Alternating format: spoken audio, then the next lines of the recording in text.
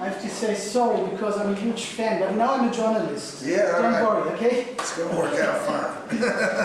All right, Bruce, yeah. Okay, money. Today. It's very good. You may have to speak a little loud. Yeah.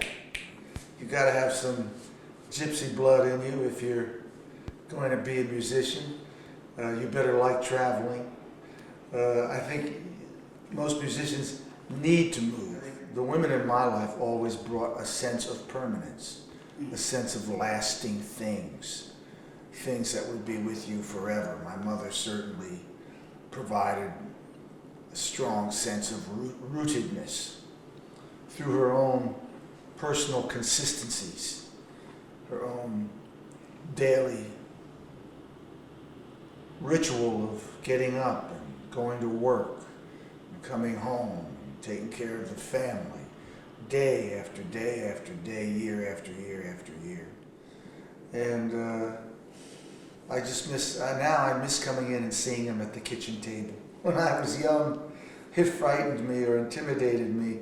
But as I got older, I got used to him.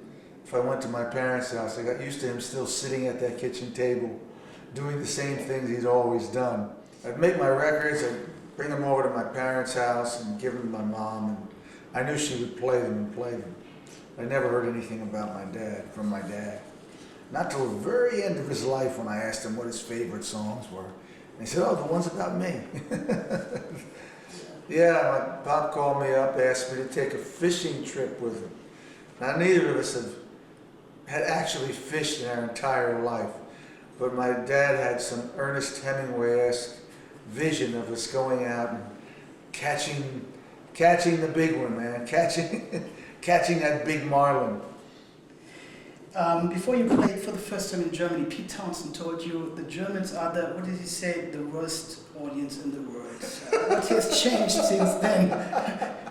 When did you realize it isn't so? I hate to throw Pete Townsend under the bus, but I believe that's what he told me before we came over. So how was it? It ended up being fantastic, Yeah. actually. Yeah. Our fans in Europe are simply some of the most passionate in the world, in the world.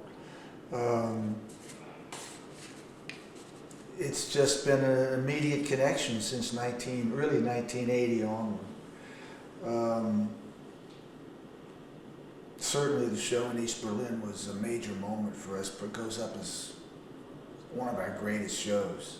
So you can even handle situations like in Paris this summer when the power got off.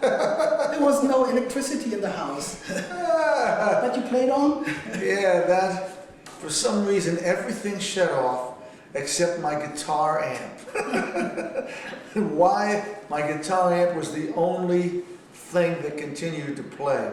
So Max and I did the best we could with just guitar and drums. You know, you look at your age, okay, I'm 67. If I did it for 10 more years, I'd be 77, 80, and I certainly plan to keep going as long as I feel like it, and as long as the fates allow. But you do see a finiteness to it, and then you have a long relationship with your audience that deepens and grows richer every year. And then you see a new audience come in, which is very touching. It's very emotional to see young kids come and see you. And then you see the people who've been with you for 40 years and have seen you 100 times, 50 times, 25, just show upon show upon show. And you feel deeply, deeply, deeply connected to those people. There you go. Thank you very much. That's very kind of you. Yeah. One thing, I told you I'm a huge fan. I saw it 60 times. That's incredible.